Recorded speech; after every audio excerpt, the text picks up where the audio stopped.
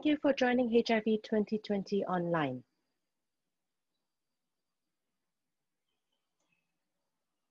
Please choose the audio channel for the language of your choice by selecting interpretation and then the language. HIV 2020 sessions are held in English, French, Portuguese, Russian, and Spanish. Please mute original audio to only hear the interpreter.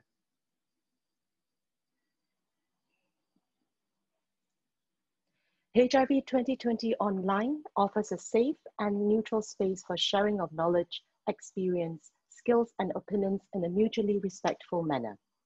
We operate on a zero-tolerance policy for any kind of bullying, harassment, abusive use of language, aggressive expression of opinions, or any such undesirable behaviors. Please note, participants who engage in such actions will be immediately removed from the session with no prior notice. Please note that this session will be recorded and will be uploaded on the HIV 2020 online channel on YouTube and other social media channels. We will be editing the video to protect the confidentiality of participants. Please note that if you are not comfortable with revealing your personal information, name, country, organization during this session, please rename yourself now so that we can avoid the use of your name during this session.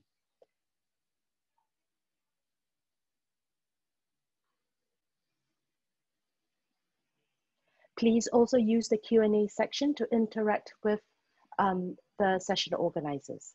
Jules, take it over from here. Good luck. Thanks very much. Welcome everyone, and thank you for joining us for our session, China's Transgender Women Sex Workers. So my name's Jules Kim, and I'll be your moderator today.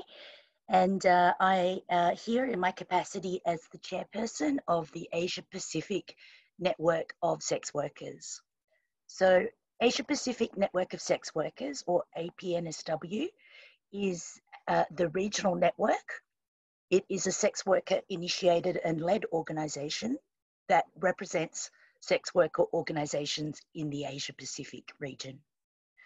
So APNSW members includes national sex worker networks, sex worker run organisations, and sex worker projects representing male, female, and trans sex workers.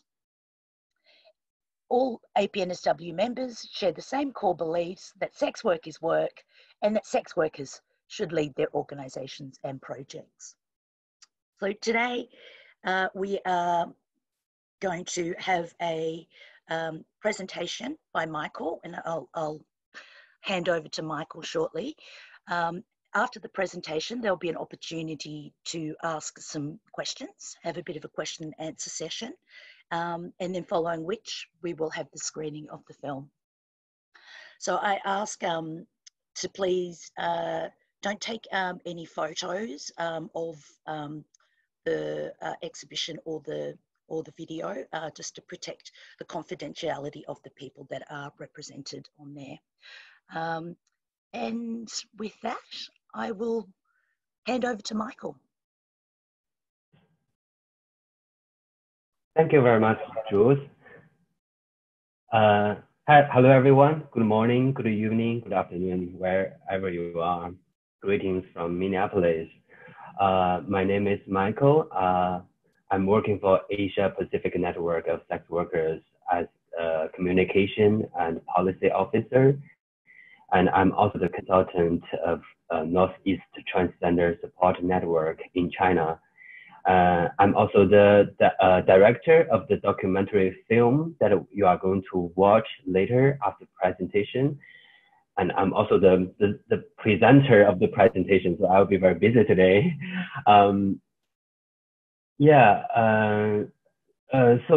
First of all, I would say that all the photos I'm going to present later in my presentation are from my friend, very close friend, who is the photographer, and that's his hard work. So please be aware that no photo taking and no video taking of the presentation and also the documentary to protect the as Jules said, to protect the people shown in the video and in the photos.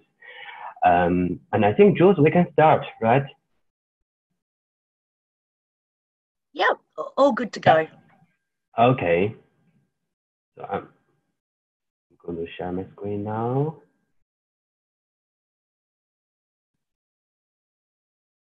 Okay, so today I'm going to give you an introduction to the real life of China's transgender women sex worker.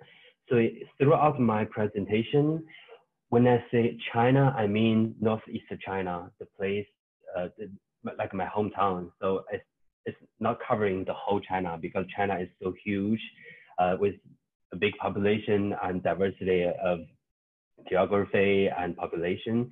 So here, my presentation will be focusing on Northeast China and specifically on the city where I live. So there are 5 main contents of the photo exhibition presentation. Number 1, the working environment for transgender women sex workers. And number 2, the current Chinese laws and the reality of the rule of law. And third, violence and solidarity. Fourth, healthcare issues, discrimination, and family acceptance. 5, cultural preservation and anti-hegemony of trans words. So I will keep slow because the translators need some time. So the first part is the working environment of the trans women sex workers. Number 1, public park. Lots of the transgender women sex workers are working at different public parks. So this is actually a park in the city where I live. It's called Shenyang, and I'm not going to give you the name of that park, but this is a really popular and busy park. So it's open to everyone, but in the corner of this park, there's an area that is a little dark at night with very few lights, and there are many trees to cover. So in this hidden area, a lot of the transgender sex workers are working here. So you can even see that even during the daytime, there are a lot of trees and it's quite hidden. While during the daytime, this park is kind of open to everyone, and it's quite popular to gay people to meet each other. And this is quite popular in like 10 or 20 years ago, and now it's replaced by like a gay dating app. So not many gay people are going there. Probably, the majority of them are middle-aged or elderly gay people. And you can see that for some transgender women sex workers, they can also go there during the daytime because at night it's quite competitive. So if they want to make more money, they can still go there during the daytime. And while they are waiting for their clients, you can see they are doing some artwork, like engraving some words, some sentence on the trees close by. You can see some words are quite creative, like like big penis, like my husband, and some signatures, like same in the US, like fuck you, or something like this. So quite creative. In the city where I live, there are more than 5 large parks, probably 8 or 9, where sex workers meet their clients. And also the number of sex workers peaks in summer.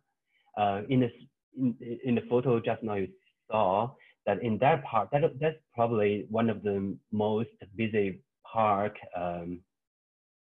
And in summertime, like there can be more than 200 transgender sex workers working there at the same time. Well, in wintertime, Northeast China is quite cold, so the lowest temperature can be like -20, -30 Celsius. So a lot of them, they migrate to other parts of China or even to other countries as well. like the most popular destinations can be like Shanghai, Guangzhou, Shenzhen, Hong Kong, and in Thailand, like Singapore, and even Europe. Also, home base. Some people, they prefer to work at home, and I can show you some photos here. You can see the one on the right side is the kitchen. The one in the middle is the living room where they have their meals. The one on the left is the bedroom. You can see there's a small TV. So these photos were taken in 2013. And at that time, the rental fees per month were less than $60. So I would say it's quite affordable.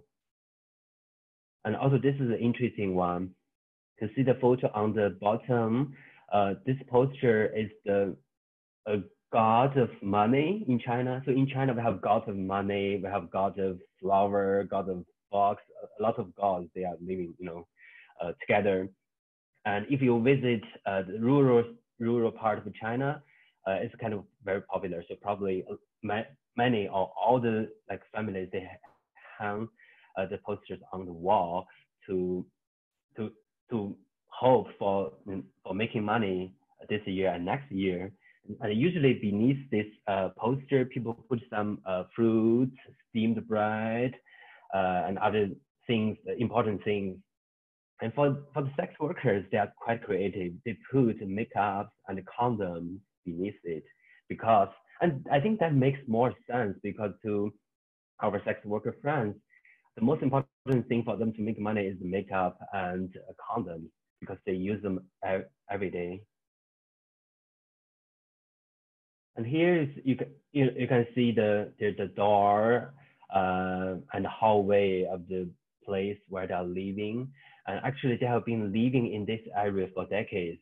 Obviously, probably from 1980s, the new buildings were built in this area, and they were, destroyed later, like a few years ago, because of the development of this city. And you can see the change, like before makeup and after makeup. I think that's we have received a lot of criticism from people, even some LGBT activists. They judge you like they judge us like this is not transgender. This is not the definition of transgender because you are not you don't have like long hair, you don't have real female breast surgery or anything like this. But I would say like in this case, a lot of the people, they already get married, and for some of them they even have their children, they have their family, so they do sex work to feed their family for food and other all the incomes going to their family and their kids. So in this case, a lot of them are it's difficult for them to keep long hair or wear makeup at home. So it's the case, yeah. And also to us, we think that it doesn't matter that if you look like a female or not. If you identify yourself as like transgender, then it should be the case. And later chapter of my presentation, I'm going to show you the indigenous culture because we are kind of against the word of transgender because we use another word in our community. So back to the documentary film. I did the documentary in 2014, and one of the main reasons is that their living environment is kind of disappearing due to the development of the city, and a lot of the new buildings were built up, so the government had to destroy all the old buildings and replace them. But I feel like this is a pity because these transgender sex workers, they have been living here for decades, and this is kind of part of their life, and we need to record the whole thing. And it's not just the environment, it's their history. It'll be quite meaningful. And also the third one is street-based. So in the city where I live, it's quite famous. So this probably, it was more famous like 10 years ago. So if people come to this city and take a taxi and ask a taxi driver that I'm looking for a sex worker, then almost all the taxi drivers knows where to go, and they would take the passengers to the very, very popular street and slow down to let the passenger choose who they are going to meet with, and then invite the girl to the car and drive to the hotel. And that was very, very popular. But in recent years, they are harassed and stopped by policemen very often, and many of them they just ran away from this area. So this street no longer existing today because the policemen often check out there. I would say transgender sex workers are the most marginalized even within the sex worker community. This is very true because they have a lot of conflicts with female sex workers they work with because they work at the same park. And also it's quite often for them to be reported by some female sex workers to their clients like, oh, come on, these are not real women. We are the real women. They are fake women, so don't have sex with them. Something like that. It's quite common. And also these transgender sex workers are more vulnerable to discrimination and physical violence. And I would say most of the physical violence comes from the local police. I can show you some photo and stories later in my presentation. And they are more grassroots and they represent the Northeastern culture. This is the interesting fact because in Northeast China, transgender identity is kind of recognized by the society because the social public have already got some sort of awareness about transgender people. And there are even some shows and TV shows and some kind of programs to show people. And we have a long history about transgender people. So people, the social public are not, feel not strange about this culture. So I would say compared to gay people, transgender people are more welcomed in this culture. The second part is about current Chinese laws. Sex work is, of course, illegal in China, both for sex workers and their clients. So those who engage in sex work will be detained for not less than 10 days, but no more than 15 days. And this is for the first time that a sex worker is detained by a policeman. But if you are detained like 3 or more times, then the punishment will be more severe. And may also be fined not more than 5,000 yuan, which is equal to $700. And if the circumstances are minor, they shall be detained not more than 5 days, or a fine not more than $500, which is equal to $70, 500 yuan, $70. The second policy targeting at sex workers is the re-education policy. This is a terrible one, but the good news is this policy was abolished last year in December 2019.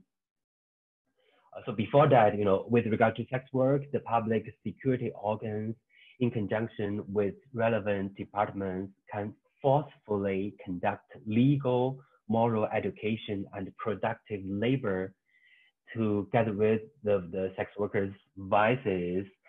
This term is from 6 months to 2 years.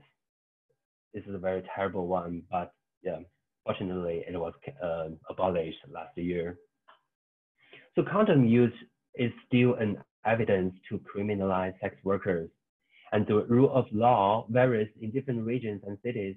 And even in the same city, at different parks, the rule of law can be very different from each other. For example, in this park, the policemen are quite strict in detaining people. And in another park, the relationship between sex workers and policemen are much better. So they can pay the policeman some money monthly or buy some cigarette, so the policeman will protect them and make sure not arrest them. But if you don't pay for your monthly protection fees, then probably you'll be in trouble. And of course, the result is obvious that more violence to transgender sex workers by the policemen. The third policy probably is the most severe, most terrible one in China now. Is anyone involved in sex work who knows himself or herself has syphilis, gonorrhea, HIV, or other serious sexually transmitted diseases should be sentenced to fixed terms imprisonment of not more than 5 years, criminal detention or surveillance, and should be fined.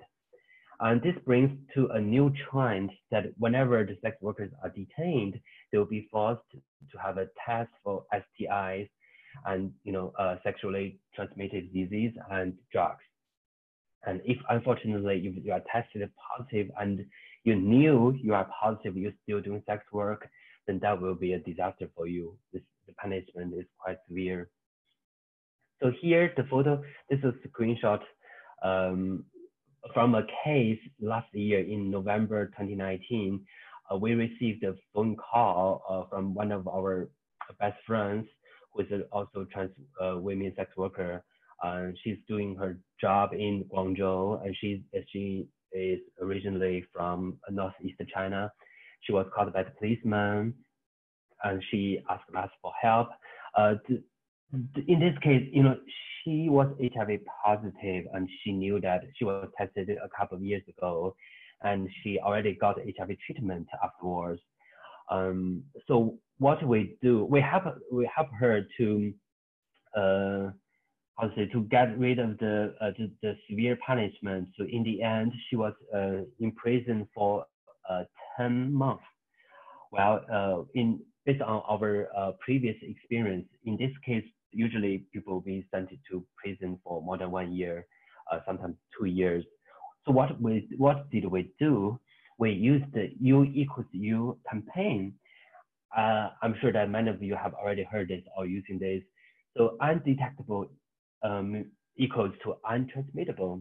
So if I'm HIV positive, I'm having my HIV treatment, then after a period of time, like more than half a year, so the virus load in my blood, in my body, should be very, very little, which means it's not able to transfer to another person. We used this campaign, and we called the local CDC in Guangzhou, and we asked the staff there, and we give them the report, and they said, okay, we are happy to help. So they give us an explanation paper. We use that paper to introduce the information to the local police station, and in the end, the police station decided to help us. And this picture shows that the police station gave us a paper, and it says that in this case, it's different from the previous case because the person, even though she knows she's HIV positive, but she's having the HIV treatment, and the virus load on her body is very, very low, which is not transmittable. And we are going to use this kind of campaign in the future. I think we are going to help a lot of transgender sex workers, not only transgender sex workers, but all sex workers, because this legislation is only targeting on sex workers. Third, I would like to introduce the violence and the community solidarity. The police harassment and violence is kind of common in Northeast China. You can see a car parking. This is from the policeman, and they park the car around the park, and it happens almost every week, sometimes like every day. It's very frequent. And if unfortunately you cannot run as fast as other sex workers, then you'll be detained by them. And yeah, so what usually after that is the physical violence. And you can see these people, they are actually policemen, but they are not wearing uniform. If you are caught by them, that for the first time, they are not going to send you to jail. What they are doing is to dehumiliate the sex workers in front of a lot of people. As you can see, that so many people in the park. They come and see while the policeman set the wig, makeup, condom, and clothing on fire. Just want to say that, okay, if you do this again, I'm going to set your wig and clothing on fire too. So stop doing this and go home, find another job. And this after her stuff was set on fire, she went to the trash bin to look for something that can be reused, like some makeups and condoms. And when she came back, our photographer asked her, like, what are you going to do next? She said, I could only stop struggling when I'm dead. So I'm going to borrow some makeups from my friends. That's what I say, this community solidarity, because the sex workers, they help each other. And other people know that her wig and clothing was set on fire. So some friends came and say, oh, okay, we can give you some makeups, you can use it and go back to the work, to the same park and work with us. And that's what they did. And also, except for the violence from the police, there are also lots of violence from the intimate partners, like domestic violence, and also violence from other non-trans sex workers. So the girl in the middle, she is called Cheng Cheng. I'm using all the nicknames, so this is not their real name. So Cheng Cheng is one of the main character of the documentary film we are going to watch later. And this is her boyfriend. 2 years ago, they broke up with each other because she cannot bear the physical violence from her boyfriend. So what did she do? She decided to kill herself and wanted to drown herself in a lake. Fortunately, she was rescued. But you can see that this is just one story or one case of the domestic violence, and it's quite widespread, especially for transgender sex workers. But a lot of them, they want to be to have a partner, not only because they want to be in a relationship, but also they need some kind of protection. They need their boyfriend to protect them.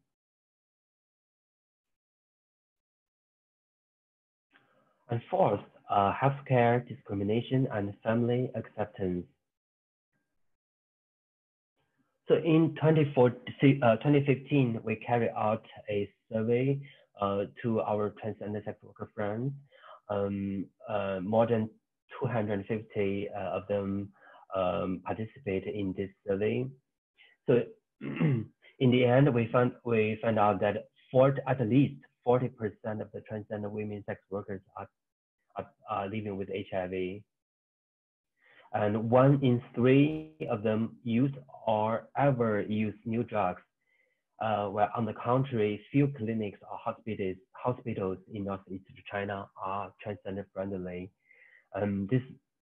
So we decided to do something. We opened a rainbow clinic inside a big hospital. So we cooperate with the hospital and we say that we want to help our transgender friends.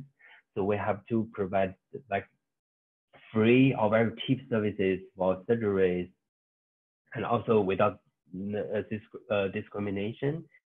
So that's working very well. And this is an act by the Chinese government in 2006. It's called HIV/AIDS Prevention and Treatment Act. So in this act, it says people living with HIV should not be discriminated against by anyone in any case, including their employers, healthcare providers, family members, social public, etc., everyone. But transgender sex workers are facing very severe discrimination from the social public, even including other transgender people and other sex workers. They are often excluded from social movement led by transgender people or sex workers. This is very true. So I use, for for me personally, I used to have a very huge debate in the LGBT conference in China that I speak for, transgender sex workers. But a lot of the transgender activists, they think that, oh my God, no, you shouldn't do like sex work because that's a stigmatization of our population of other transgender people. So we are not going to work with you. You are not one part of our movement or something like that. I think it's not only happening in China, but happening everywhere in the world. And here, the lady on the left, she's a mother of a transgender sex worker, and her daughter is the one in the middle. It took her a couple of years to accept the fact that she's not going to have a son, but instead a daughter. And this is what she said to us, like, if I cannot change you, I can at least change myself to understand you, because I don't want to lose you. And now they too are working for Northeast Transgender Support Network in China, and they are both full-time staff. Now they are working on helping transgender people and their family to accept their identity, which is really, really great. And this girl, this screenshot comes from another short documentary. In our interview, she told us that during Chinese New Year, her mother didn't allow her to use chopsticks, bowls, or other tools for the drinking water because of her HIV status. Her mother knows that she's HIV positive. And also, there's stigma and discrimination against the trans identity as a family too. Her name is Yan Yan. She told me that this is my true self, and I want to be a woman in my inner heart. I cannot control it, but my family just don't accept me. And my sister called me pervert in front of my parents, and my parents just let it go and didn't stop her, which is so painful. So the last part, I'm going to share with you the cultural preservation and the anti-hegemony of trans. So this poster is actually the one for the documentary. Yeah. So here I'd like to tell you the unique community culture. So in Northeast China, transgender people, especially transgender women sex workers, they never call themselves transgender. They call themselves Yao, or more localized pronunciation is Yar. So this means this word comes from the word like ladyboy or something like that. The pronunciation sounds very similar. That's why we received a lot of criticism by a lot of people. They say that stop using that because this word is wrong. We need to replace it with transgender word, because transgender is more mainstream, more popular use, and globalized, more globalized word. But to us, we think that no, we want to use Yar because this is a word originated from our community, and it has been used for decades. Which means that before we know the word transgender in China, we use this word in our community and we communicate with each other very well. And also for the stigmatization, like the word queer for gay people. So gay people at the beginning, they take the word queer and they accept it and they use it to fight back. And now what we see is queer is not used as a negative word. It's kind of a proud word, which reflects the LGBT community. So we are thinking in the same way that we are going to use Yar because this is really, really special and it reflects the history of our community, especially in Northeast China. I know that in other parts of China, transgender people never use this word, but in Northeast China, this is unique and special. So we want to use it. We want to record this history. I want the future people know that, okay, like 20, 30 years ago, the transgender people in our region, we call each other Yar or Yar, which is really, really cool. So this is a sentence from one of the sisters. She said, like, stop teaching us that we are transgender people. We clearly know who we are and what we need. So at last, I would like to call for more academia and publications, and also media documentation is very, very valuable and necessary to document the history and the special culture of transgender people. We don't want it to die out silently. We want scholars, directors, and photographers to record this history and let the rest of the world know that in a small area in China that, you know, there are some transgender people, they are different, special to other people. And this sentence from one of my best friends too, she said, we don't need any help. What you need to do is don't hurt us, because she's so proud of being a sex worker. And I invited her many times to the capacity building training to other sex workers, and also for young people about the sexuality education training, even go to some college. Now, she's so happy and she's so proud as being a transgender sex worker. And this is the sentence she gave us. And I really want to share with all of you. We don't need any help. We sex workers don't need any help. What you need to do is don't hurt us and leave us alone. So in the end, I would like to thank to my friend who shared all his photos he took with me, and thanks to him. And these photos are just a part of the whole project. It's a big 10-year ongoing project that which started like 7 years ago. So probably in another 3 years, he is going to publish all the photos he took. And that will be fantastic. And you know, for the photo exhibition, he is still going to do that not only in China but also in other countries. So if anyone of you are interested in this project, you can contact him or contact me. So that's all for my presentation today. Thanks all for your attention. So I think we have a little time to answer a few questions and comments. Thank you very much. I will give the stage back to Jules. Thank you so much, Michael, for that wonderful presentation. And I think that they are issues that you know, many sex workers are facing across globally, and it was very powerful messages and some very difficult images as well. We have a few great questions already. So we'll have a quick chance to ask these questions first.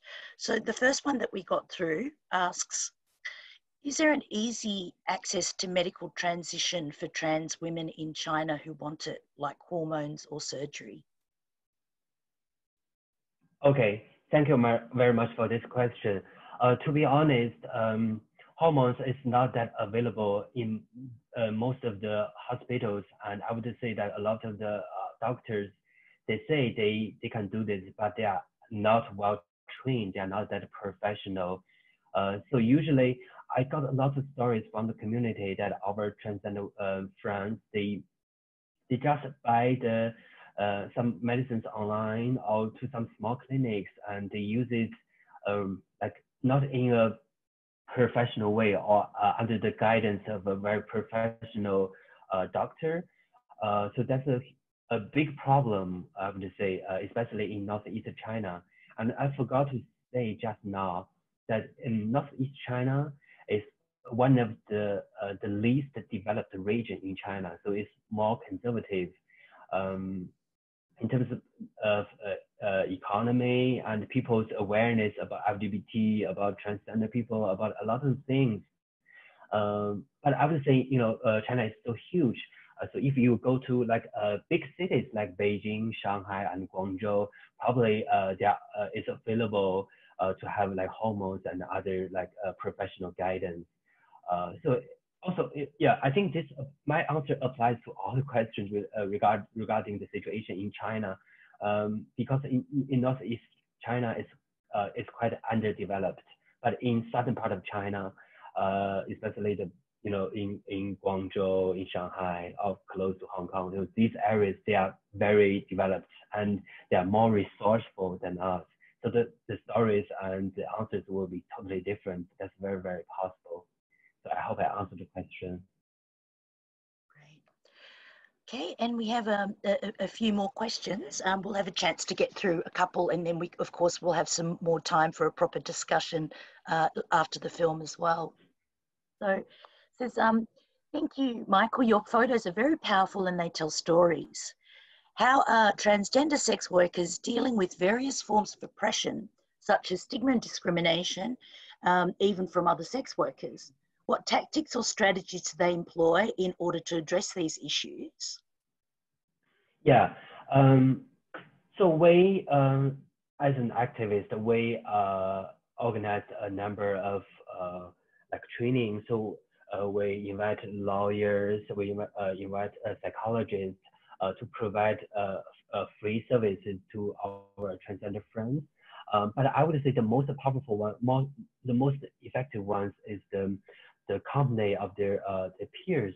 Like these sex workers, they live with each other, and even for some people, they work at home, they still want to rent a house very close to another sex worker. So whenever something happens, they can seek help from each other, not just like depression or any psychological issues, but also like physical violence and other things. So they can exchange information to notify each other. That's the most effective one. Yeah.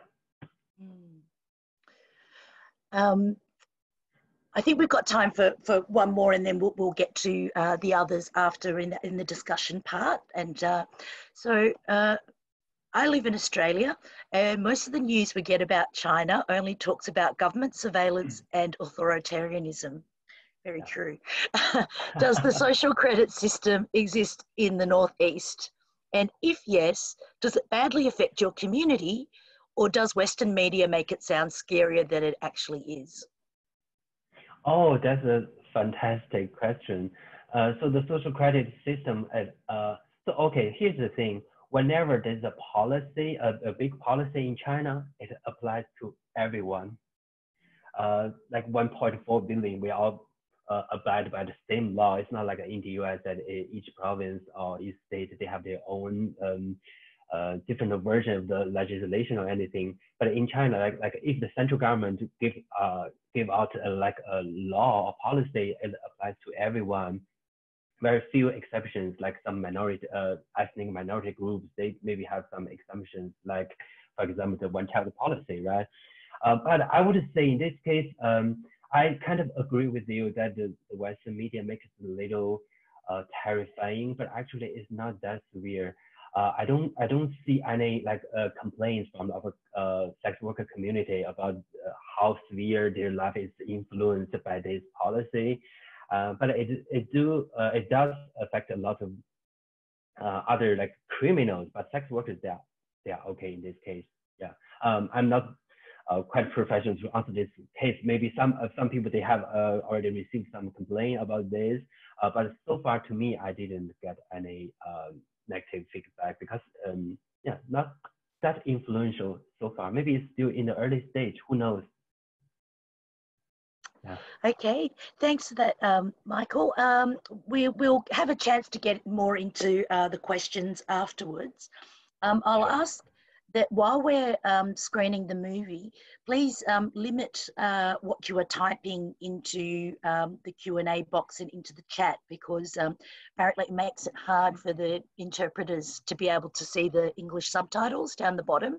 But please keep your questions for afterwards, and we'll have a good opportunity to get into a proper discussion later on.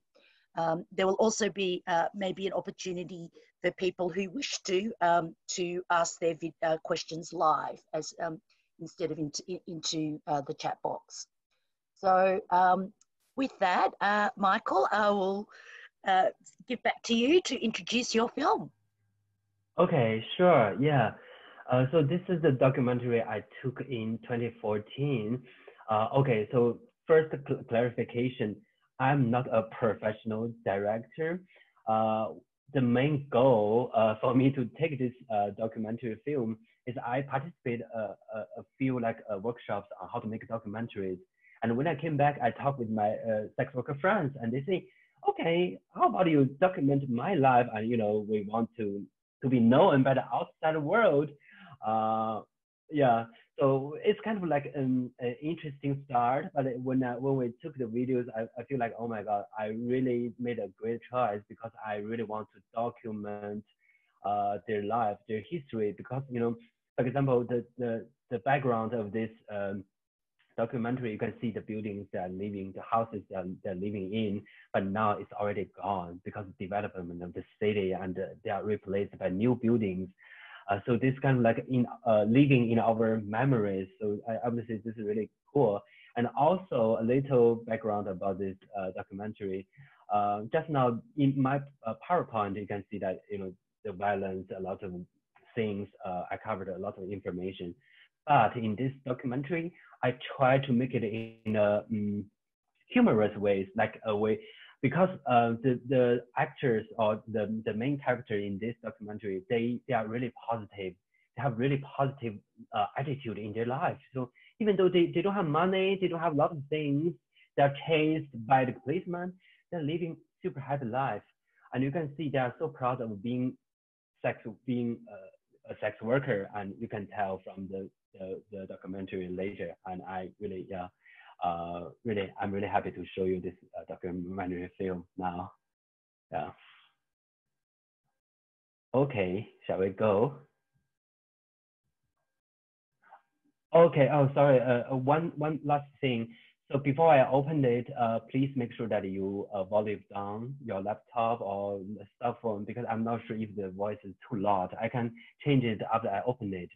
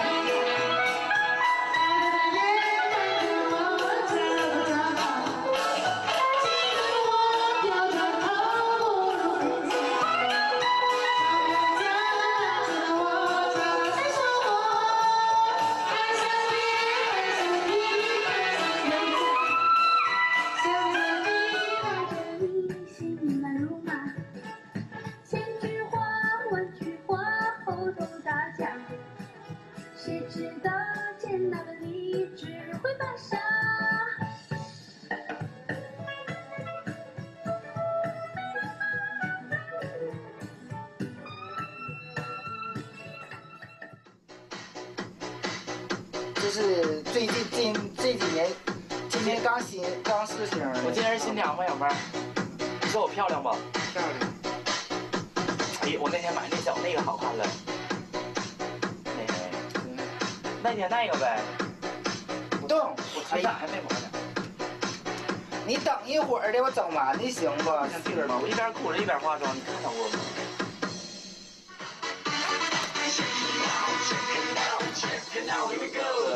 我只有一个中立的心，不敢受一点委屈。你总是说我没有人民币，长得还有点帅。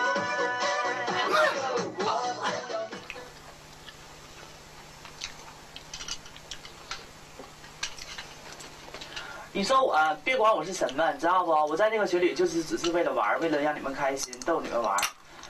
我也不是为了挣钱，你们有必要这样吗？拿大鸡巴都鸡巴呱呱撸去呗，不比看片儿强啊！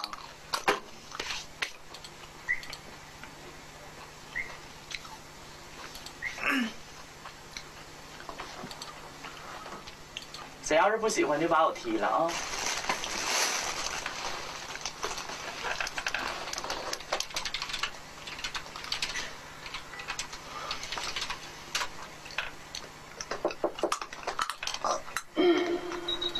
别生气啊！别生气，知道吗？生啥气呢？谁说的？你告诉我啊！谁说的？你告诉我啊！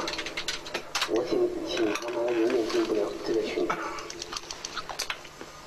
男的又怎么了？对不对？男的又怎么了？是不是？男的又怎么了？那只要诱惑啊，只要给力，不管你是男还是女啊。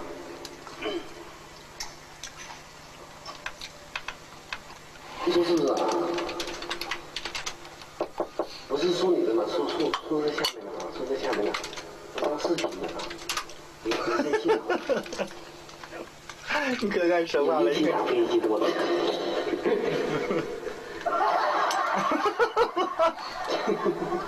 这咋打飞机？你告诉我你咋打飞机？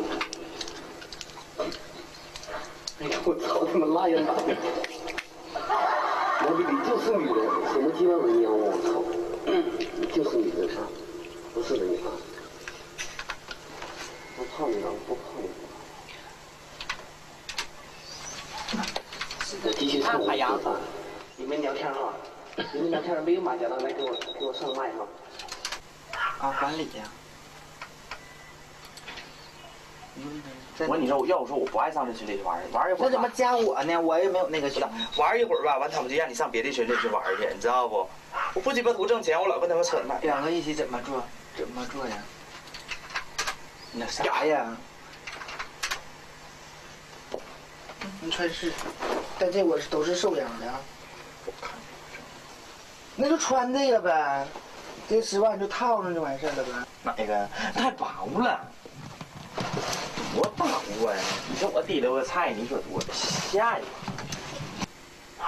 穿大棉衣得了呗，内衣。不是，我穿还穿我这黑的，有点气质点儿。咋的？有点气质。我把这后背搭里头，多穿一身是一身。冻死了，还得背。你死活不带死的，我操你奶的！我死你能得到遗产呐？对呀，你最起码你临咽气的时候，最起码把密码能传出来。9614496。你不告诉我120吗？那120是我那个卡里是25块钱的120。嗯，叫花了这些。96144是多少钱呢？96144 3万多块钱。那卡里啊，40多万吧。40多万呢？这几年卖人挣的。行。啊，我给你买个水晶。我二家大门垛底下有60万块钱，在那个。没事，我买2二踢脚给你崩。来你家狗窝那会儿呢。没事，我拿2踢脚先把狗崩死，完然后再去。你太累了。呀，你拿穿天猴，我得把那狗给穿死。干啥呀？哎呀，你这闲的，你买买一年。你操！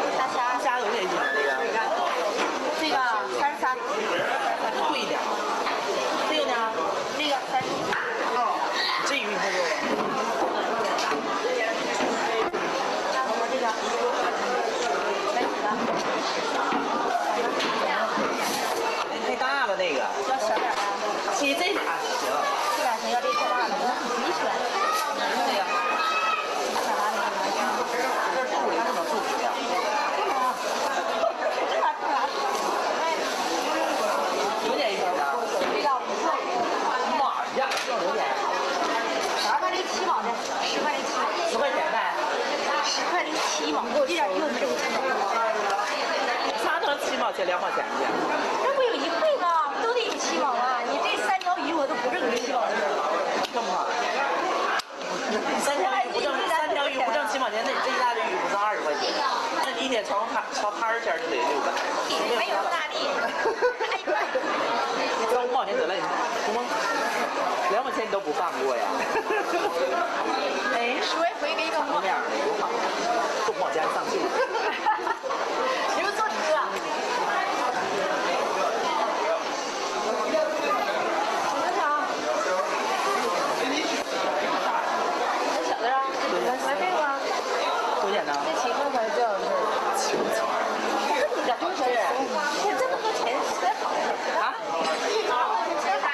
多少钱呢？妈，我下岗女工，1个月才得开600块钱。哎呀妈呀，这钱呢？我这寡妇时间现在还没有老公安这俩活。你这俩工作不错，人家都知道。我也差不多6块，10块零1毛钱。啊？当别人家单位的。那你要忽悠我呢？我以为你敞着点儿，开手漂亮多敞着，你穿点新色，瞅你穿的漂亮。妈呀，你看人下菜碟呢？必须的嘛。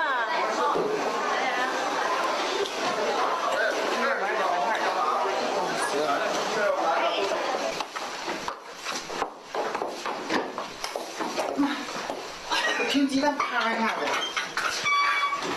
这样可不好。鸡蛋花打一个可能。哎呀，你说你家也是，非得住高层，你说。哎呀，你说你住个平房多好，还非得住电梯房。你这电梯房，你说是没有电，你说多大回事呢？水也没有，电也没有，住这个驴逼操的地方，还锁上干你，你还能行吗？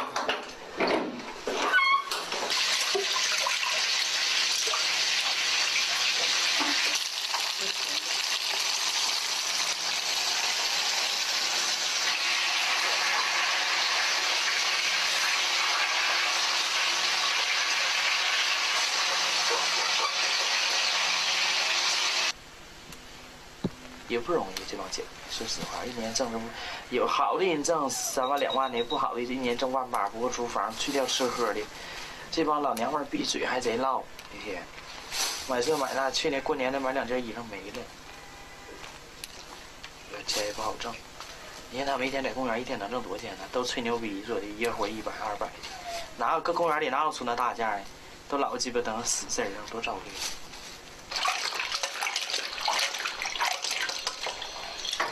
来吧，妈妈给你做清蒸饭。滚犊子你会炒什么玩意儿吗？你这炒什么呢？放多少油啊？炒这个啊？油多啊？多多。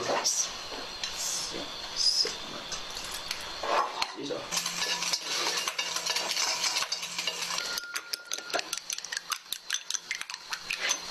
鸡蛋清太多了。什么玩意多了？鸡蛋清。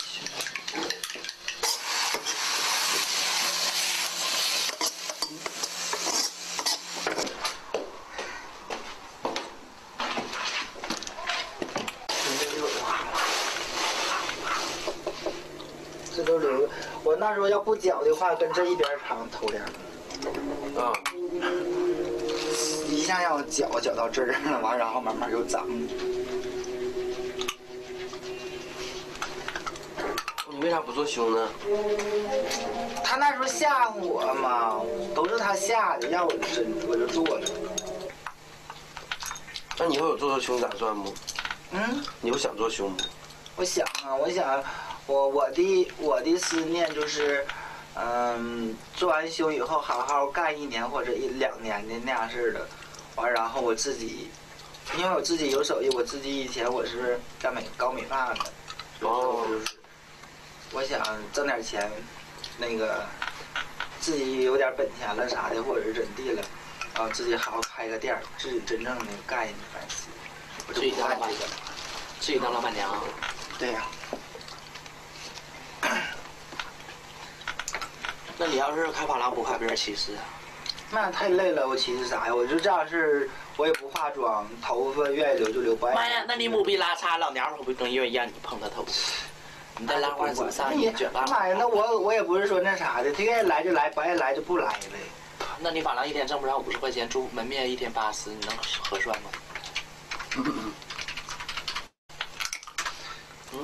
啊？我说一天你挣50块钱，我说门面80，你能合算吗？哦，我还不管那事儿啊。我干法郎肯定不赔钱，不关系。我不干法郎，我就是想整个面食店，雇下岗女工。你把这姐妹都叫去呗。那他们可不行，驾驭不了。真正的下岗女工的话，我行吗？一教就行，你行，你绝对能帮我张罗。那当然的了。卖喊卖我也有劲儿啊。还给你当外联，再给你当会计什么算账啥的哈。那他可不行，他不2次行窃。他那算账可不好啊。真的？他说帮我跑水面菜一下，这还行。真的？降价。我帮你摘菜。我上那你开一次饭店还包着数啊？面食店呢？面食店买菜干啥呀？你不给工人吃饭呢？卖几个工人呢？好几10号人呢还呀？那你看你雇多少人呗？你开面食店最起码，就是床这么大的案板，你就得有一个光溜的，一面2个或者3个，这就4个人。你要想干大的话就8个，没用。你喝酒凉了。8个，你再卖货的呢，你不得雇俩吗？最少得10个以上。哎，看你这都计划好了，还真是有这样的想法哈，这人都算出来了。卖货我一个顶俩成。我觉得行，开面食店挺好的。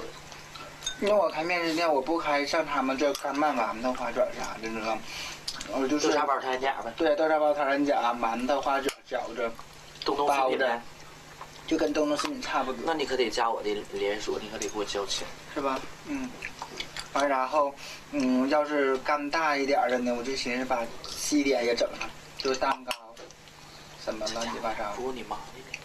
慢慢雇人啊，慢慢整啊，一点点挣啊，先干中间，因为说馒头花卷人人都能吃的，你知道吗？豆包啥？你家就你一个孩子吗？独生子哈。那你爸妈对你态度怎么样？就是挺好的。但是不知道，什么都不知道，对吧？对，什么都不知道，因为离我很远，因为就我自己一个人户口在沈阳，谁那都挪走了。啊，他们不在沈阳。都挪走了。照顾我奶嘛，我奶奶90了嘛。那你不结婚，他们不着急吗？不催你啊？我已经完事了。他孩子都好6岁了，是7岁。5岁半了。哦。真的啊？真的呀。那你现在跟你媳妇还处着吗？没有啊，我早就都结完婚第2年我就走了，真的我就属于像逃婚似的。完了孩子生完了以后，第2年我就走了嘛，头年当年的孩子。但是你没离婚对吧？那你现在已经属于离婚了，都多少年了？4、5年了，我跟王家都处6年了。那孩子就是你媳妇带呗哈。他妈带呢，我不管。那你就是1年回看1回呀，还是怎么着？我有的时候回去，就是1年，就今年不准备回去了，现在已经这样式儿的了，我就回不去了。你去年不是这样呗？去年不是，去年短头发吗？你这样回去，孩子接受不了，管叫姑呗。那没办法。叫大娘。你现在变性老身了。我也想要孩子。你喜欢小孩啊？不要小的，要丫头。我喜欢丫头。你喜欢丫头小的？我也喜欢丫头，但俺家是小的，没有办法。你没生呢，生完了你照样死，我一样。你俩小肉一样。这不烧小肉不要丫头，将来2、3孩。那小日那样话，你这是没有，你要有了的小的，你看他吃啥死啊？太累。你照样喜欢。你到时候做3勺小肉不要啊？哎，你看我结婚录像带呀？你结婚了？啊，你看我结婚录像带呀？我可母了，我靠！媳妇长好看是吧？大眼睛，大鼻睛，够逼人。那时候纯是我把他甩了，那时候，要不咱也不能离婚。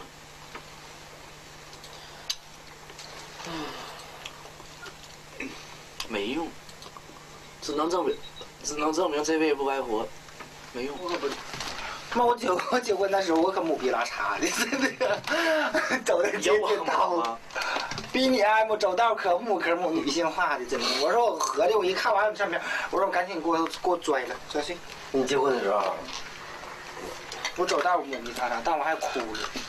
我一见我妈，完了主持人可损了，越看我那啥伤心嘛，他越那啥。大片那天我打的的，那么恶心呢。接我哥，没打电话，下来接我呗。好的。那你的。放屁！那你就来了，我能不接你吗？还正经不正经的，跟我俩说了个俏逼话，操你妈！没钱的时候他妈给我打电话聊骚，他妈的你他妈有钱的时候操你妈聊他妈别人去。你哪是比我聊谁了？行了，你别跟我见了，来了再说，调教你好了，再见。我这假币还17、18。那我的要按根儿底下。不，你说我鸡巴粗不？你承认我？你说我鸡巴粗不？比一般直男鸡巴都粗。我真的还粗还大还翻头。要没说我这辈子干这个反串就是人妖卖淫这个走入这个圈里是有点。你要是卖 gay 的话，你露鸡巴那有的都喜欢。真的，我那大鸡巴可大了。能挣不少钱。他鸡巴大，俺俩老出双飞，我老看。完有的时候他一出双飞一撅的时候，我就怕他露。喂。他不咋地儿，你知道吗？到了。你妈了个逼！我发现你压根你就他妈没在这楼，没来你那个，没来你家。车费付没啊？车费。啊，那行，那我就不带钱下来了，要不怕你抢我。行了，我先接你好了。他要是我跟你说我是啥性格呢？你是越男性，长得越那个我喜欢，我越能操你。你要说真要是，但我不是说非得说你是0是1，那我倒不在乎。你是0我可以干你，你是1你可以干我，我是这样式的。我也是，我是属于0.5型的，我谁都行，只要他必须得我喜欢，不喜欢不行。是，就接一个嫖客，那嫖客吧知道俺俩是阴阳啊，完事他刚开始说操俺俩，后来完我就硬了，完我就操他。他看我操，他也操，我也操，但我主动要操他。我先不知道咋回事，就只要越是知道身份的活哈，我就感觉你干的我舒服哈，我也不能亏欠你，我得干你。就那种感觉，跟那俩那玩意也挺好。啊，也是直男，他活还挺好的呢，滋的够偏的，啊妈叫我操的。后来我一瞅他有点恶心了，我就干不了了，恶心了有点。就这样可能。姐，你站回去。但他不让我操，进男人去。俺俩感情老深了。就是我搁家有个楼座子哈，4天会搁前排是吧？妈，俺家，咱家，你妈呀，俺俩晚上烧炕可有意思了，真的，俺咱俩在一起住晚上。然后你给我捣鼓。那时候他陪伴我睡，我是最幸福。你给我捣鼓过，真的。你俩刚认识的时候上你家吗？哪刚认识呀？那会儿是刚认识1个月啊。这番话说多少回了？没有，他就跟我说哎，完他爱我，哎，完他爱我啊，完他从他家一直跪到山东桥，跪到山东桥，那时候跪，走一道跪一道，走一道跪一道，求我不让我走。那时候他爱我啊，19，真的啊，18，那当然的了，他搁单车。19，那时候让他。放屁！我对你也好，那时候你说我感受我对你不好吗？19岁那时候，现在都。啊，我问你呢。我说那个时候，哎，那么回事吧？我那时候，那我不爱你吗？妈妈对你不好吗？妈妈是断过财呀，断过钱呢，还断过料啊给你啊？那时候跟他天天就一顿饭，我都很开心。我操你妈！说的像他妈真事儿似的。我觉得可饿了，我也不吱声。你赶我给忘家了，俺俩嘛一盒那个就是买的那盒饭，1盒饭过来的，对半粉买咸菜。啊，那时候那是到现在。所以过去小时候都有19、18年我打架了。所以说为啥？他结婚那年你多大？那都23了吧？没22。他22，他结婚你什么？01年结的婚吗？会吃醋或者不开心？是吧？那种心情反了怎么说的？羡慕。也说不出来那种心。还有一种羡慕，还有一种不是没有羡慕嫉妒恨。嫉妒我媳妇儿。那个时候当初你要穿婚纱，但你过得幸福就行。别说那时候也单纯，想不出来别的。别说那话。小孩儿，一小孩儿。小妹儿，你别说那话。真的，我操你妈！那个时候你要是跟我俩死缠烂打，到现在还至于我现在卖银子，俺俩早就过日子了。要什么没有啊？车楼啥没有啊？咱就跟你妈分家另过了。现在为啥不能过呢？现在过不挺好？现在他不要我了，嫌我胖，嫌我蠢。去你妈逼！是你不要我，操你妈的！分手那天怎么说的？他我给他跪。现在给他带入行列了，他现在已经那个对呀，另那啥师傅领进门，修炼在个人。就是见谁爱谁。妈妈把所有的功力全传授给你了，妈妈把所有的功力全传授给你了，是1是0啊，是极品0、5星级0，不全教给你了吗？0.5啥？对呀，妈妈这大阴道你也妈妈这大阴道你也不是没尝试过。会了。完了，给他霍霍了一个小小的好直男，变成这样，真的。你真直男，纯直男，完慢慢带上他。直男哪一个比呀他呀？那时候你没听我说，刚开始不直男呐。刚开始我认识你时候，我操你妈，不是吗？我滚你妈逼！那时候你他妈干活，我操你！滚你妈逼！哎，这他说话哎，这他妈蹬在这儿，那时候我都不明白这圈咋回事。我操你妈的！纯的小小的直男，现在变成现在可以了，完我卖人，完我聊他，我说这不小伙儿，我才感觉我挺有意思的。完晚上我就给他领家去了吧，咱冷一宿，我就感觉哈，就感觉哎妈，就跟他可温馨了，就那种感觉，就拿他当我小对象的哈。跟谁？放屁！操你妈！那会儿我他妈跟你说，我他妈是不是跟你俩心甘情愿？对。你在嘴边操你妈有别的人跟我插入吗？那时候，第三者插入吗？什么曹正啊？那都过去式了。那时候我傻呀，好虎呢。哎呀，没啥意思，真的扯。哎呀，直男硬都被你带完了啊，硬带完了。还好没给你带入行，没让你卖。我依然爱你。带了，现在都卖完了，现在又回本行了，又变成小直男了。不行了，不想接触这方面的了。我老公喜欢老瞎接触。我喜欢个女的，大姐。白瞎了，小孩老好了，那时候老瘦溜了。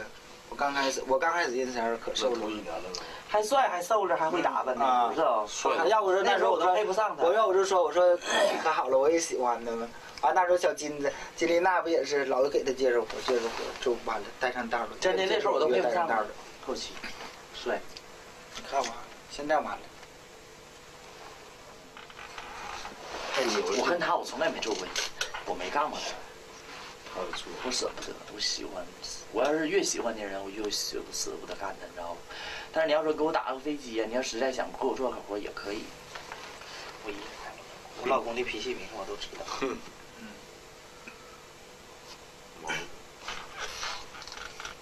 真不带好了。咱手艺人这样，一整半天，咱手艺人这样的。我现在犹豫不决呢。完了，一整抽烟。也那，你妈！上回按我鼻子，他说我鼻子大，操你妈！要不就是晚上我一搂他，我鸡巴一硬，他就说妈吓人，他一整你往中间坐悠。他一整说吓人，他说你鼻子是大，鼻子大头。别说那话，我老婆爱我说鼻子大，下巴大。大，我压根我也大呀，不一样。屁股在家用不？有的看手，你知道不？你就是手就正常这么握，知道不？能握到这儿，完你再跟你鸡巴一比，你鸡巴就正常。别说话，真不说话行不？你太累了。从这到这，基本手是从这到这，基本多长？手就从这到这就多长？对呀，量一下子，就这么一转就是。谁说的？那你就差不多少吧，是吧？14啊，这个。特硬的话就得摞到底儿，差不多少吧？差不多。这些能有多大？这些能有15、16了，16了。什么呢？你把手闭上。也就那样，差不多少呗。他基本硬瘪就到这，也就那样，是吧？撸到底下你瘦不瘦？但我基本更大，我他头大。你看他这就长，长宽，我手宽，给他白瞎。那我的多好？你做0对1。我的就这样。你做0对1。大0这。我是纯零。纯零。差不多，我的就这样式的。谁？就能到肚脐眼儿，已经。真的大。不装逼7回呀？还你那么大？你多大了？你给我比呢？我操！待会我跟你他妈做。你给我做口活来，你给我做口活，你看我硬起来多大？看妈的，今天要做这样的，我做口活。有阵没有了。没有。谁呀？这样式的。你今天要不我做咋办呢？我做，他按着我脑袋，你看我做。这是搞摄影的你啊！他妈的！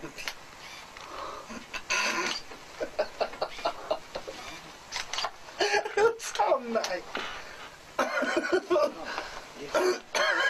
对，然后。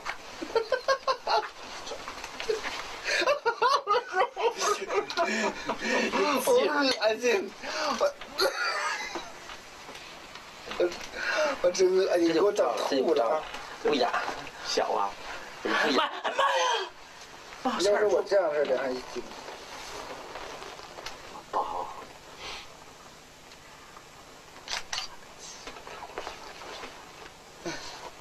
你太累了。哎，撸了半天撒尿都拉的可邪了嘞。我知道，没到鸡巴倒了那些。真的？你说我有真出吗？你太鸡巴累了，这样。我的都没有那么粗，你也那么粗啊！尝着味儿出来了。你太累了。尝着味儿出来了啊！味儿出来了。我这可香，我这可是香的。怕咱俩把亲嘴都怕咱俩把亲嘴啊！一个鸡巴俩人都裹怕的。真低了。我也不气我。真甜没有真玩的。没谁盘子。我都吃过它渣。是，好吃。他一直想操我，我一直没容忍上。真的。成今天怎么这样呢？现在我已经变态呀！不是，我不喝酒我也变态呀，现在呀。我就他现在喜欢奴了，他喜欢他们找奶奶，找孙奴。现在我还练脚呢。对，看咱们小伙子脚，他个儿都能射。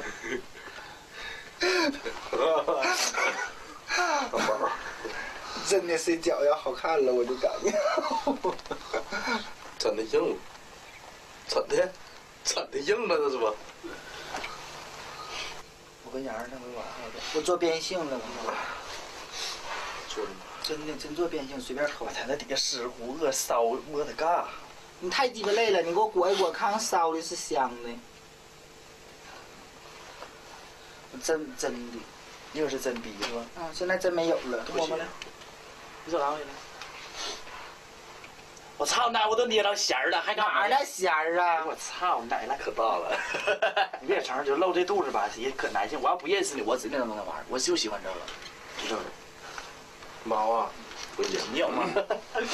你看，没多少，我看看。妈，好，你操！又好。那我爷们儿的比没好。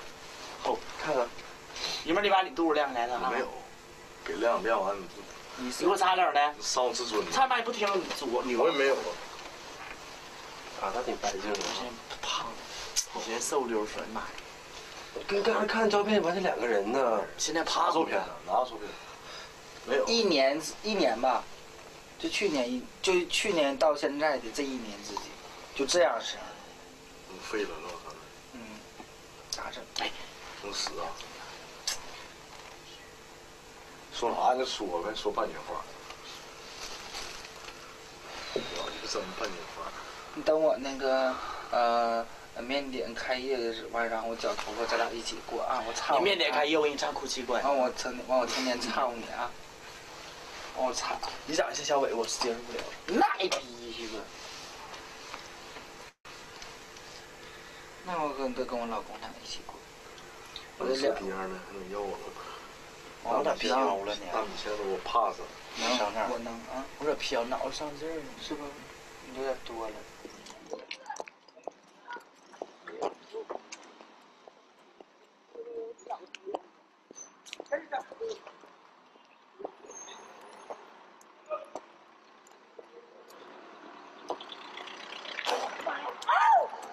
我操他妈的！哎呀，他没把我打死。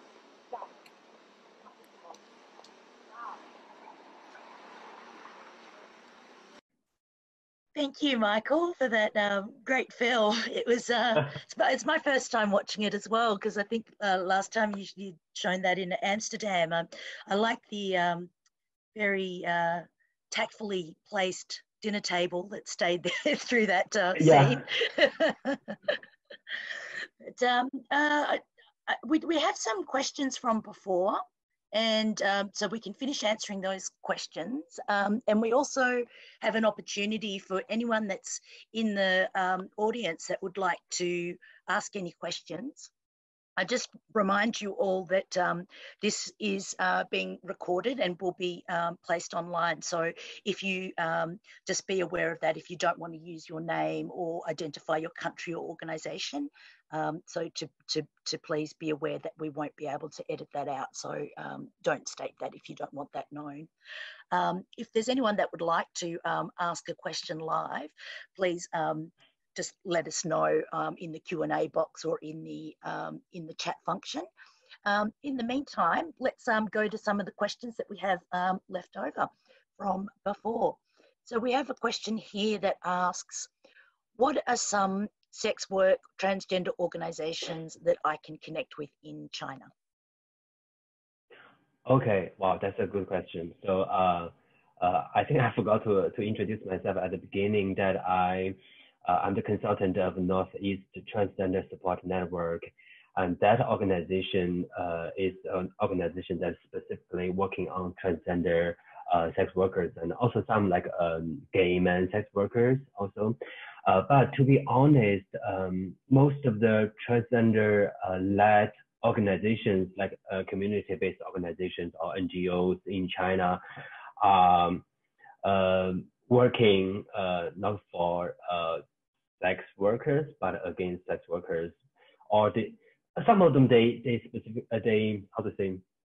admit that they don't want to advocate for the rights of sex workers, so they just want to advocate for some brighter side of the transgender people, like human rights violation, which is also cool. But I assume that the person who asked this question is that they really want to know the organization that focuses on both transgender and sex worker issues. And as far as I'm concerned, Northeast Transgender Support Network is one of the only ones, probably the only one, because I'm not 100% sure, but I didn't connect with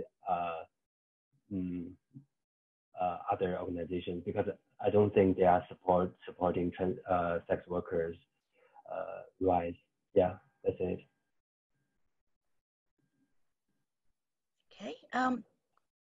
Michael, what are different forms of care that transgender sex workers develop with each other and with other non-sex workers in order to survive so many forms of inequality? And how are they reclaiming spaces that you said the local government is trying to destroy as a way of invisibilizing them? Okay, sorry, I was a little distracted because I was still thinking the first question. I need to do some additional information because, there are some organizations in Hong Kong and also in Shenzhen, like very, very southern part of China, and they work on like transgender sex workers. So I was wrong that the northeastern one is not the only one. So there are a few more, but most of them are located in very, very developed cities like southern part of China, and in northern China, probably Northeast Transgender Support Network will be the only one. Yeah. Okay, what a relief. I don't want to make any mistake. Okay, sorry, Jules, what's your question again? No, that's okay. Yeah. Yeah, and I think also, there's sex worker organisations that you can connect with through APNSW as well. So that we have some members in China and also Hong Kong. Back to the question, what are the different forms of care that transgender sex workers develop with each other and with other non-sex workers in order to survive so many forms of inequality? To be honest, police violation is something. So we have an interview. So like in Northeast China, we organize a monthly meeting with all the sex workers from the community. I will have a self-autonomous group, so they can vote on the urgent issues for this month and next month also. So the number one urgent issue will always be the police harassment or police violence. And to be honest, this is something we cannot. We have very, very few space to tackle this problem because in China, like the rule of law is very strict, and it's hard to say that I'm going to sue the policeman because your policing is kind of a little violent or not respecting human rights or anything. So in this case, in that context, it's really, really difficult. So that will be the number one issue. But for the rest of others, you can see that, you know, we have other ways to deal with that, except for the government. Like, for example, the depression, the violence from their partners or from the society. Like you can tell from the two girls of the documentary, they are so active, they are, you know, powerful. They for some people, you know, they are reluctant to talk with people, to have like any kind of conversation, because they don't want people to hear their manly voice. I don't sound like a girl or anything, but for them, they're just okay. You know, they make fun of the people when they buy the fish, buy the eggs, and they say fuck off when they are on the street. You know, when the car pass by and, you know, scratch a stone or something. So in this case, like, the community support is really, really very strong, and I can feel that I really love it, because when they are getting together, they support each other. This is really powerful. They're not afraid of anything around them. But for the rest of the service, like healthcare service or legal service or other things, so we can help them to connect with reporters, like lawyers, and psychologists. So this kind of service are okay, but if it's related to the government stuff or like policemen, then it's getting more difficult to deal with. Yeah. Yeah, I got the sense that I was quite surprised that it felt like in the market scene that the community, there wasn't that same stigmatization in the community, because a lot of the things that we see, particularly from China, is when sex workers are arrested, and like some of the photos that you had in your presentation as well, that there's often a real public display. And I remember that also happened to Yi Haiyan as well, where she had was very publicly attacked. Do you feel as though, in terms of the discrimination and stigma, that it's mainly comes from the government and less from the community, or is there still large amounts of both? It depends on which area you are from. So sometimes the stigma from the community or from the social public can be very severe, and sometimes the ones from like government, it can be more severe. Like for example, in the city where I live, sometimes the policemen, I was quite quote unquote friendly, because, you know, they develop like a very good relationship with the sex worker, and say, okay, you pay me a couple, you know, 100, so we can protect you, right? Yes, you are fine. So, but in some areas that, you know, it can be very violent, like violence from the policemen, widespread, and also from the community. I think for the discrimination or stigma from the society, it's kind of acceptable, to be honest, to the sex workers, but the ones from within the community is kind of too powerful, right?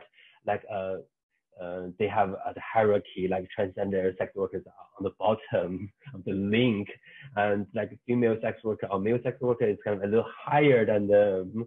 And even within transgender sex worker community, if you are HIV positive, probably people may judge you also. Like, so it's kind of like a big thing like this. So and it's really, really complicated when it comes to like community based stigmatization or discrimination. It can be very, very complicated. Yeah. Yeah, absolutely. I like that, how the friendly police officer takes your money and doesn't arrest you. I suppose that's about the most that we can hope for. Yeah, that happens. Yeah.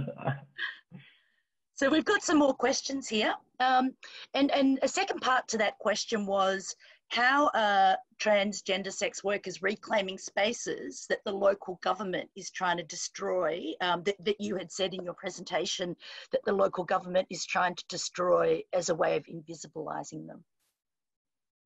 Yeah. To be honest, not a lot of good ways are available. So right now, what I'm doing is, if you shut down this park, I can migrate it to another park, or I can change. I can rent a house, so I can work at home. If all of them are forbidden or are not allowed, then I can migrate to southern part of China, which is more tolerant, more friendly to sex workers, or I would travel to another country or something. But to be honest, a lot of people, especially in the last 2-3 years, the policy is getting too strict. So a lot of sex workers, they lost their jobs, and it's been a tough time right now.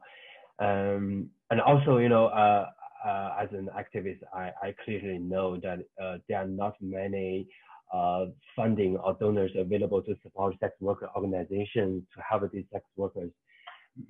So let's wait and see. And the only hope is that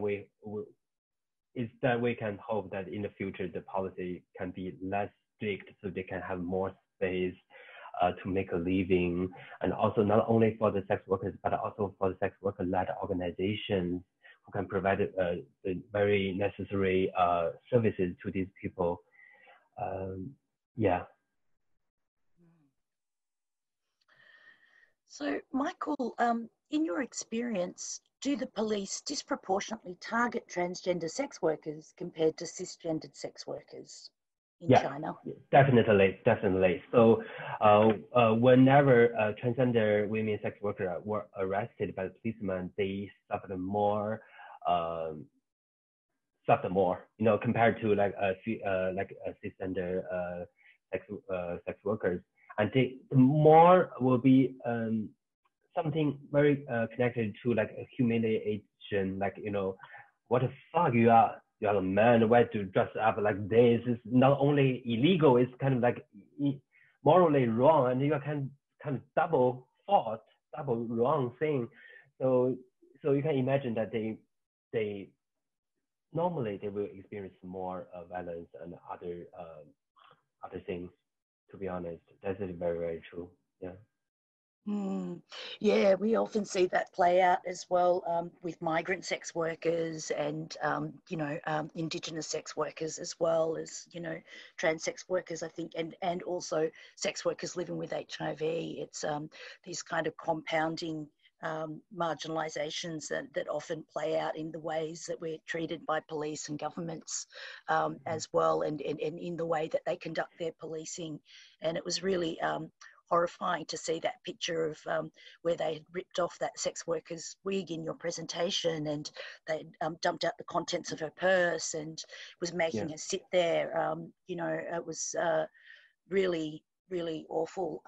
And we know that, we've heard many accounts of that in prisons in China as well, where trans sex workers get their head shaved off and get sent to male prisons. Yeah, so it's really, oh my God, awful. yeah, that's so true. Yeah, that's something I wanted to say just now. Like 2 months ago, I received a video. So it shows that a transgender sex worker who was arrested by the policeman, and she kept her hair for like a few years, but the policeman cut off her hair, and she was crying because this is something she cannot accept. She loved her hair. Maybe like I totally understand her. Maybe I want to pay for more fine to get my hair back, right? I don't want to destroy my hair or my, that's kind of, too strong, too bad for her. Yeah, we've got a question here that asks about HIV drug treatment in China, and if it's easy to get. Okay, so in this case, China is doing pretty well. Anyone who's HIV positive can get free medicine from the government. And also it's very easy and very convenient for you to get for HIV testing for free, everywhere for free, like some NGOs, like the clinics, hospitals, or a CDC office. You can just find one of them and go there to test yourself. And if you are HIV positive, it is your own decision to say, okay, am I going to take the drug right now or later? And the drugs are totally free from the government, which is a really good thing. Yeah. Wow, that's surprising. That's great. I guess it. So when you said in your presentation that there is no new drugs, was that about ARVs, or what did you mean by that? Oh no, sorry. I mean the like crystal meth. Yeah. I see. So that was quite popular among sex worker community in China because it's a new drug and with this, yeah, it's not good. Yeah. But people, that it's your experience that in China that people have easy access to treatment. For what treatment? Sorry. For ARV, so ARV antiretroviral treatment. Yeah. Yes. Mm. Great. Thanks. Is there any body that would like to ask we're almost at the end of our session. Is there anyone that would like to ask a question directly to Michael? If not, I will give Michael a chance to give us a closing statement, and we can wrap up. And thank you all for joining us, and thank you, Michael, for sharing with us. Okay, thank you very much, Jules, for your time, and thank you everyone for being here. I really want to say something. Just now, when I was watching the documentary, I was, oh my God, I feel like how time flies, because that documentary was made 6 years ago. You can see myself inside that documentary, right? I look so young and innocent, and how time flies, because when I listen to the conversation we had before, like 6 years before, everything has changed. The city changed, the place where they live has changed. And when Chengdong said, my parents live with my grandma, who is like more than 90 years old, but her grandma already died a couple of years ago. So a lot of things have changed. I apologize for the subtitle, because this speaks so fast. And 6 years ago, my English was not that good to make a good translation for the subtitles. Which is really not good. And also, if any one of you want to connect with me in the future, please, you can send me an email. I can put my email address in the chat box, because I really want to make new friends and talk to people who are interested in the in sex worker issue or LGBT movement in China. Or if you, in the future, you want to be connected with any organizations, community-based organizations like this, I can totally help you out. I will try my best. So thank you very much. And here is my email address. Yeah, thank you, Jules. Thank you, everyone.